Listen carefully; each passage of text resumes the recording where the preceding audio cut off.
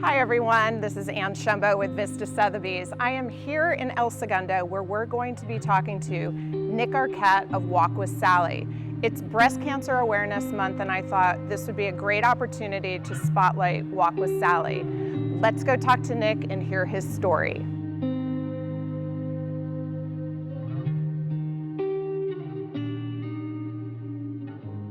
Hi, I am Ann Shumbo with Vista Sotheby's and I am here with Nick Arquette of Walk with Sally. Welcome, Nick. Thank you. I'm so glad to be here. Tell us a little bit about Walk with Sally and how you came about creating this organization. Yeah, Walk with Sally is really dedicated to my mom, Sally, who died when I was 16 years old. She was diagnosed with breast cancer when I was 11, and it was really devastating for my brother and I because I think as a single mom, we had to watch her really go through the chemo, the radiation, and although our family tried to be there for us to keep things normal, my life was anything but normal. And so I think Walk with Sally is really, that was the genesis of Walk with Sally, was the experience that we had with my mom. And then eventually moving to Manhattan Beach and deciding, hey, how can I create something for kids that are impacted by cancer? And you've created an amazing program here. Tell us why mentoring is so important. The concept of mentoring is really interesting. I think a lot of us out there have had someone who they've identified as maybe a mentor, but when we started talking about formalizing this process and making it about mentoring, the first thing we thought about was how do we find more adults that have gone through the experience? Whether it was that they had cancer, they've had a parent that recently died, doesn't matter what age, but like most of us understand that we've all had a cancer story somewhere along the line. So mentoring for me was about having an adult who'd been through an experience that could share with a child something that nobody else could share. And I think what we're finding is nationally that mentoring, when you show up 6 to 8 hours a day for somebody, you matter. And I think every child wants to be known, Ann, and what we're finding is that when we put a spotlight on those children, they're less likely, statistically, to become addicted to drugs and alcohol. They're more likely to graduate from high school and into college, secondary education. And they're more likely to make better decisions, whether it's about the friends that they hang out with or decisions about their life. I think we're seeing that mentoring over a long period of time can really increase the chances, the possibility of them going on and leading an incredibly hopeful life and a productive one. I think it's amazing what you're doing for the community and for the kids. How are most of the kids coming to you? Are they coming through the schools or through friends? Yeah, it's an interesting question and one that we spend a lot of time trying to figure out how do we connect with more families. In a lot of ways, families are found through the school district. But we all know that sometimes the school districts are underserved, they are overwhelmed, and so getting in front of counselors and having them understand that there's families currently in their population that could receive a referral. And in addition, I think this community in Manhattan Beach, and as we've grown throughout South Bay, and now we're in 50 cities in Los Angeles. That's incredible. We have really seen where word of mouth, social media, opportunities like today where somebody could say, hey, I've got a family that has young kids, maybe Walk with Sally is the first place I could go. I think going through the hospitals and other places are things that we're still working on to build those relationships. But I think for the most part, it's meeting families where they are in the cancer journey. So an example for you, Ann, is on a given day, we might get a phone call from a family who just lost their dad to stomach cancer. And that's not even the beginning of their journey, it's somewhere in between the journey, right? Or someone who just was diagnosed with breast cancer. So it really happens at different times in their cancer journey that we're actually introduced. And then the hope is that can Walk with Sally become a hub and a community of information where we are the first place that you would contact if a family found themselves in this situation? Well, I think it's so important that we're getting this message out because there are so many children impacted by this. And to have a place and a support mechanism is so important. And you do a lot of community events throughout the year with the kids. Why is that so important for the kids to get together? They come with their mentors, you do different types of, maybe you could share with everybody some of the things that you do throughout the year where the kids, they might not even know each other because they could be from all different communities, but they all have a common thread between them. Sure. Share a little bit about that. Yeah, I mean, you're looking behind us here at a lot of the community days and the smiles that are on their faces. And I think one of the things that, sort of just going back a little bit, Ann, is I've found out that there isn't a lot for kids who have a parent that's going through cancer. Sure. And listen, therapy is a luxury for a lot of these families. We're serving a lot of underprivileged families that really can't either get transportation or can be provided this type of treatment. So what we do is that with the free support mentoring services, we also have access. A mentor can get you to a day of fun, a day where I can let loose, be a kid. Most recently, we did our surf day. So when you talk about community, we partnered with another local charity, Jimmy Miller, and they did surf therapy. We did meditation. Isn't that great? We did volleyball. And we really got the kids out and being active because I think a lot of them end up staying home and getting babysat by a computer. Right. And what does it mean to have community? Well, for me, it says, hey, mentors, you're involved in this program now. You can connect with other people and you can actually heal from your own experience because we forget about the adults. Sure. Hey, mentee, you get to meet a new buddy, and for the first time, because at school, nobody knows what you're going through. So for the first time, you can actually say, you know what, my mom passed away from cancer, and here's some other child next to you in that circle say, you know what, my dad passed away. Right. They have an outlet. You know, they feel like they're a part of something, Right. and they don't have to be weird or different or act any differently. They can just be themselves. Right. So it's kind of fun to go from that mentoring one-on-one to really this over 100 families. And by the way, there's moms there who are going through treatment. Sure. There's cousins. There's this whole sort of wave of impact that we see on the families, and for them to come and have a beautiful day that we host, Sure. it's just, it's special. And like you said, if I can look back in 2 or 3 years and see that these kids made friends with each other, it's kind of like, okay, this is working. Right, and there's a common bond between all Yeah. of them. And it's a one place that they can go where when home might not, it's not that they don't want to be home, but they can just go, like you said, and just be a kid. Yeah, yeah. I mean, I think being a kid is really underrated. And I think cancer turns you into an adult pretty quickly. And honestly, Walk with Sally in the end of the day is about fun and hope. And our vision is to just make sure that no child goes through the cancer journey alone. And that's really it. Like, I'm so committed to that nationwide.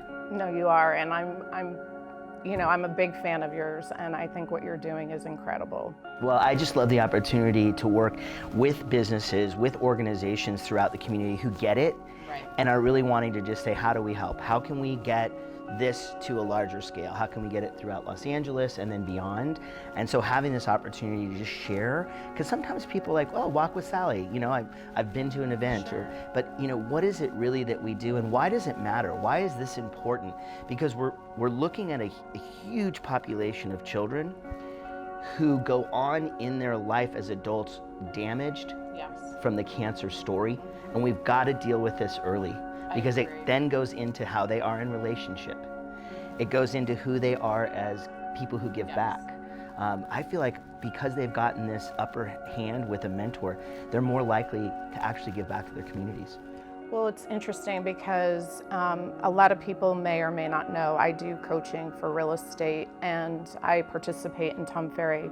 And just recently, in the last week, one of our very own within the organization lost his wife to colon cancer, and they have 4 children. And while they're in Vegas, but I just think this is such an amazing organization that if it was you know, everywhere, what an incredible thing this would be for children. Sure. Yeah, and I think as a community, we want to know that there's a place that we can go that's trusted, that has spent the last 14 years figuring out cancer and mentoring and building a community so that we feel like we're a part of something. And that's what we've been doing for the last 14 years. Well, you've been doing a great job. Thank you. Let's talk a little bit about White Light. It's an annual event that you've created. It's here in the community. It's started and it's grown to this incredible event every single year. Tell us a little bit about that. You know, it's funny because with a lot of the things that we've done at Walk with Sally, there's a story behind it. And as you know, our good friend Maureen and I were looking at, as she was mentoring and a local business owner, we were trying to find something that was our signature event because we were learning. I did not come from the nonprofit background. Right. I was an entrepreneur, work in the film industry, work in senior care, and I didn't ever have this experience of nonprofit, but the gala was something that we knew we had to raise money and we had to figure out how to be self-sufficient. And White Light, White Night really was started because I was sharing with Maureen that my mom and I would do this meditation of white. And we were at Fonz's and we were looking across the street at Hush, and we had talked about how Hush wanted to get involved. And there was this beaming light of white at Hush. At the time it was very fluorescent, Right. and at nighttime you could see this I can just see it too. haze of white in a dark, you know, by 9 o'clock Manhattan Beach is pretty much shut down, right? Or at least 14 years ago Right. it was. And so I thought, wow, Maureen, you know, White Light was a meditation that my mom and I had done. And so really just bringing the community together at first was just like trying to raise money, but it became so much more than that. It was like sharing with folks like you and individuals who all have some cancer story in their life. Sure. And being able to have this incredible day that felt more community and less gala Right. or private event, Right. and more about, hey, how can we all come together, look our best in white, but know that it's actually a spiritual message of meditation. Right. And that we could have 28, 29 restaurants this year, over 1,200 people, incredible music, and at the end of the day, people are feeling connected. And I think that's what White Light really has become. And it's a way for us to share our message. A lot of people attend who know it's a great event and then leave a little bit teary-eyed, Yes, realizing for sure. that we've messaged what we do and how they can get really more involved. And I think you do a great combination of getting the message out at the event and still creating a beautiful community event. Yeah, I think we have a nice balance between our messaging and still having a blast. As I said to you earlier, like Walk with Sally, in the end, doesn't want cancer to be depressing. It's hopeful. It's hopeful. In 5th grade, I didn't want to talk about hospice. I wanted to go to the pizza place and play Space Invaders. And you know, I wanted to be a kid. And so I think we kind of have woven that through everything that we do. I think you've done a great job of Yeah, that. thank you. So if somebody wanted to mentor or volunteer, how would they go about that? Yeah, our opportunity for being a part of this community is really incredible. People are making friends. I just found out someone got engaged who met through the volunteer experience from last year. That's so awesome. We've heard a couple of people who have gotten married since they met at White Light, which is just really kind of this weird fun thing. But our volunteer community really consists of a couple of things. People who want to be in leadership, who are looking to maybe get on a board or be on the advisory board. A volunteer who really just wants to be a part of that fun day and be more about the event, and a one day at the beach, or a one day with the kids at an activity day or an art class. And then there's the mentor volunteer, and that's somebody who's committed to 6 to 8 hours a month. And they go through a training class here in El Segundo, and they learn more about like what would that mean for me to actually participate in the mentoring program. That's a really good way to get started. Take that weekend, it's 5 hours, it's lunch, and you meet 8 to 10 people who have similar stories, and you share those stories. So really a combination of a lot of different things. Getting on our website first and foremost at walkwithsally.org, walkwithsally.org really is kind of the first place you go. And then you'll end up setting up an appointment with somebody who will go through and talk to you about some of the options for volunteering. We need more men. I have to tell you. I was going to ask you about that because I saw that you guys needed more men. It's really interesting. I think being in this world and being raised by mostly women, it's interesting because I think men really do want to help, but I'm finding that they need to be asked differently, that it doesn't occur to them when you see it in the paper, like be a mentor today. So it almost as if we have to ask the men, hey, be a mentor, you know, because I think a lot of men have said, you know, my mom died of cancer, or I've been through this experience before, and it doesn't occur to them to take that next step. So what is the youngest age that a mentor could be? Because there are a lot of men, like we just discussed, and they don't even know that's an option for them. Yeah, and they're excited. And we have a Benjamin who was a great mentor, but there's young guys that would love to do this, and even older generations that where the kids are out of we were just talking about empty nesters, and it doesn't really matter what age you are. I mean, you can be a great mentor from 18 to beyond. We have people who are 18, 55, 65. I think we're trying different ways to reach out through business and our networking with FTK Social, which is for the kids, which is a young professionals group. We're trying to get those young professionals in this community to start saying, wait, am I giving back to my community that's given so much to me? And we're kind of teaching them how to get into the philanthropic world. So that's one thing. I think working through, you know, advertising and social media and making it playful and maybe getting them in socially, like through White Light, or getting them in to see what it's about first, that they can start to say, okay, this is what I want to do.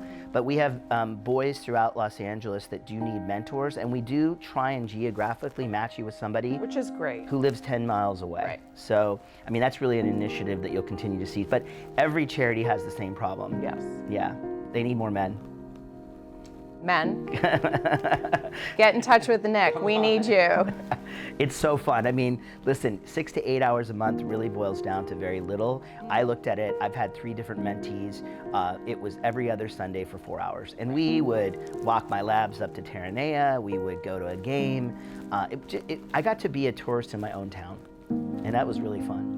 No, I think it's incredible. I mean, you know, I was a big sister before, so for anybody that's looking to volunteer, this is an amazing organization. And 4 to 6 hours a month is nothing. You could give up that little reality TV for the night. That's what I always say. A couple of Lakers games and you're good. Maybe one football Sunday you don't have. Yeah, exactly. Not that I'm suggesting that, but.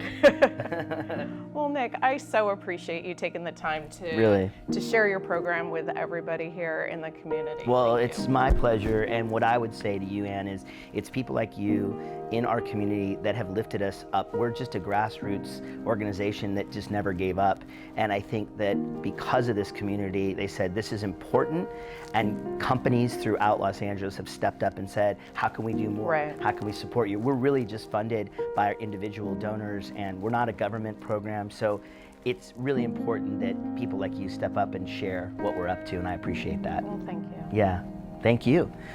Thanks, America. Thank you. Thank you everyone for watching our interview. It is Breast Cancer Awareness Month, and I just want to encourage all of the women watching to make sure that you're getting your regular scheduled mammogram. And men, please share this with the women in your life. Early detection is the key. See the link below for more information on breast cancer awareness. Thank you.